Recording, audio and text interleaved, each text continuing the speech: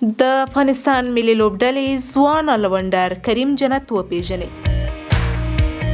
کریم جنت د افغانستان کرکټ ملي لوبډلې ځوان الونډر لوبغاړی دی چې نیمه چټک توپ اچوونکی او خلاصی توپ وهونکی دی.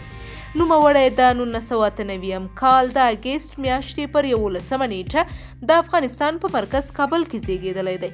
هغه په فرست کلاس لوبو کې خپله لومړۍ لوبه د 2014 کال د ډسمبر پر 9 د انګلستان لاینز خلاف ترسره کړې.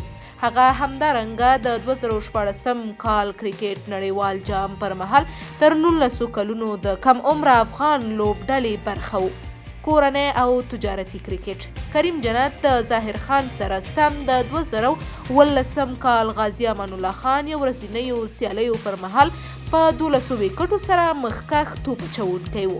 د 2018 کال په احمد شاه ابدالي 4 ورځنیو سیالیو کې کریم جنت د خپلې لوبډلې کابل زون لپاره مخکښ توپ اچوونکی و چې په 10 لوبو کې 10 ویکټې ترلاسه کړې. د 2018 کال په سپټمبر کې هغه د لومړي پړاو افغانستان پریمیر لیګ لپاره د کندهار په لوبډله کې واخیستل شو. نړیوال کرکټ جنت د 2014 کال د ډسمبر پر 14 د متحده عربي اماراتو پر وړاندې د افغانستان لپاره خپله لومړنۍ نړیواله شلوریزه لوبه ترسره کړه. په همدې لوبه کې 25 منډې جوړې کړې او 3 ویکټې ترلاسه کړې. په همدې کارکردګۍ هغه خپله لومړۍ د لوبې د غوره لوبغاړي جایزه ترلاسه کړه. کریم جنت د افغانستان لپاره خپله لومړۍ یو ورځنۍ نړیواله لوبه د 2019 کال د فبرورۍ پر 24 د زیمبابوې ملي لوبډلې خلاف ترسره کړه. یو ورځنۍ لوبې 22 کلن لوبغاړی جنت د افغانستان لپاره یوازې یوه 50 وریزه لوبه ترسره کړې او په دغه لوبه کې د توپ وهنې په برخه کې 9 منډې جوړې او د توپ اچونې په برخه کې په 24 توپونو 11 منډې ورکړې دي او کومه ویکټه نه لري. شلوریزه لوبه کریم جنت د افغانستان لپاره په 24 شلوریزه لوبو کې د توپ وهنې په برخه کې 168 منډې جوړې کړي، ایوریج یې 12 کومه نیمه سلیزه نه لري او د توپ اچونې په برخه کې بیا په 24 لوبو کې 24 ویکټې ترلاسه کړي. په یوه اور کې د منډو ورکولو او سات څه کم نه دی. یوه لوبه کې ښه توپ اچونه د 11 منډو په ورکولو سره د 15 لوبغاړو سوځول دي.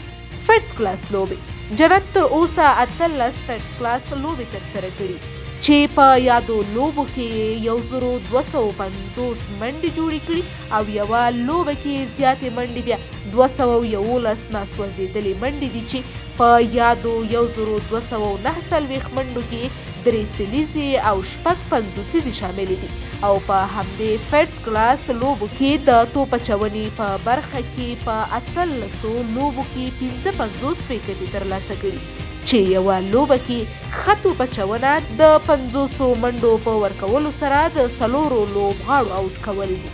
نو ځکه وایو چې د نورو فارمټونو په پرتله دلته ښه ځلیدلی دی.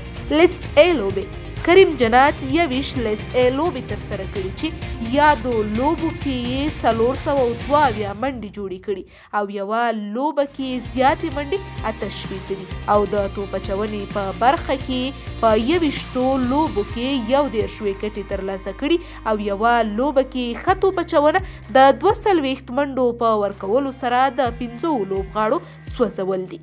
کریم جنت ځوان الونډر لوبغاړی لا هم ډیر کرکټ په مخ کې لري.